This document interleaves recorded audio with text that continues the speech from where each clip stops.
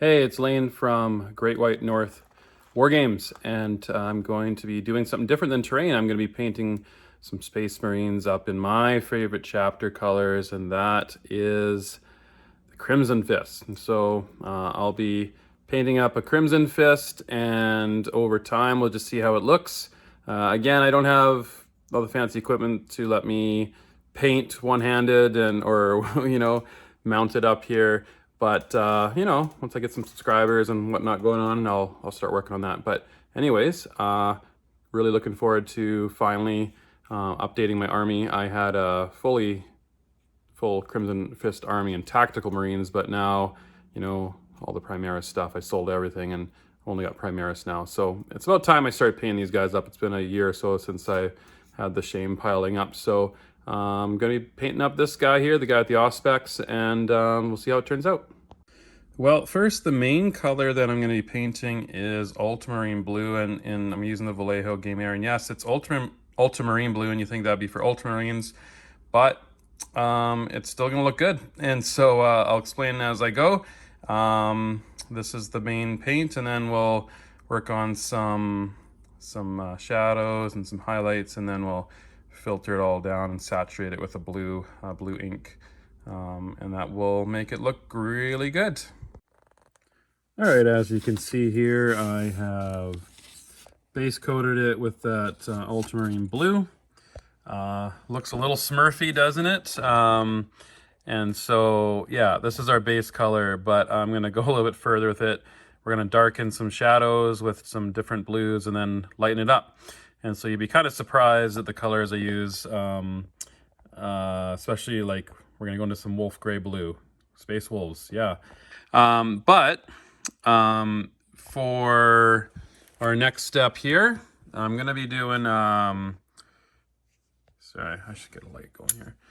I'm gonna be doing a ratio of 2 to 3 of Imperial blue and to Daler-Rowney Payne's gray. Payne's gray is like the magic sauce of any shade, and so we're gonna use these two. So I guess 2 drops, let's say 2 drops of Imperial blue to 1 drop of Payne's gray, and we're just going to spray into the shadows here. So not like the chest piece, but underneath, and getting in between the legs or going in the corners here, underneath the, let's say, just because his arm's raised. Sorry, you're looking at my hand. Just because his arm's raised, his pauldron is facing down on that one side. So, and you can see with my light, the natural shadows that are happening. So I guess you could kind of just use that as a guide, really, is just put it under a light and where do the shadows naturally fall, and that's where we're gonna spray that mixture here. Probably don't recommend doing it in mixing it in the pot, so I'm probably gonna get a little cup and mix it up, just to make sure that it's mixed well. And I'll come back and we'll show you how it looks. All right, so I finished the shadows on my my Space Marine here, and so you can see now that dark navy blue color that that we know for Crimson Fist is coming out, and so the Ultramarine blue was intended to be the start of some highlights in the light. And so got the inside of leg sprayed, we got the under the chest and back of the head, etc. And so under the arms is important too. And so next we're going to start some highlights. So taking care of the shadows. And again, I guess you could do the highlights first, the shadows second. It doesn't really matter. I like to do shadows first. But we're going to start our first highlight with, I'm going to start with the electric blue Vallejo Game Air. And I'm going to be, spraying, say on the shoulder pad, towards the top part. And then after I do that, I'm going to do a second highlight, more of a whitish blue, and I'm going to use the Game Air Wolf Gray. And so that will, those two together will give some nice highlights. You might say, well, that's pretty extreme, but don't worry, there's another step after that that will tone that down, so don't be afraid to get too crazy. We can always fix it later. So that's the next step. So I'll come back and show you how this first electric blue highlight looks. All right, so we have our first highlight. This was using the electric blue. And so just getting those high points that that will show up. And then, yeah, and then I'm gonna take this wolf gray this time, and then really just get the spots that are at the very, very top. So if it's a shoulder pad, just at the very top. And again, don't be afraid to make it look too bright. We can always tone it down with something called a filter, which will be the next step. So I'll come back and show you how these the second highlight turns out. All right, so here we go. We have that wolf gray highlight. I think it's looking pretty good. Didn't hit everything that electric blue was on, but took the top parts mostly. If you spray, let's say, facing like this, then you get the top of the arm, and it's a little bit more natural to find the spots better. But anyways, so it's looking pretty bright for a Crimson Fist, so we're not going to end there. So what we're going to do is take, I've been using this Formula P3 blue ink. Really water it down. I'll probably show a video of the consistency. And then we're just gonna spray it on there. You know, let the layers build up in between. Take a hair dryer, dry it quickly, do it again over until you feel you got enough saturation. So I'll start that and take another video for you.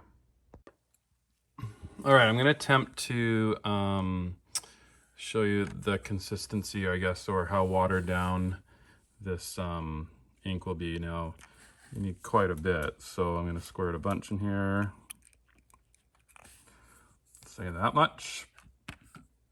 And then I'm gonna take some water. My squirt bottle here.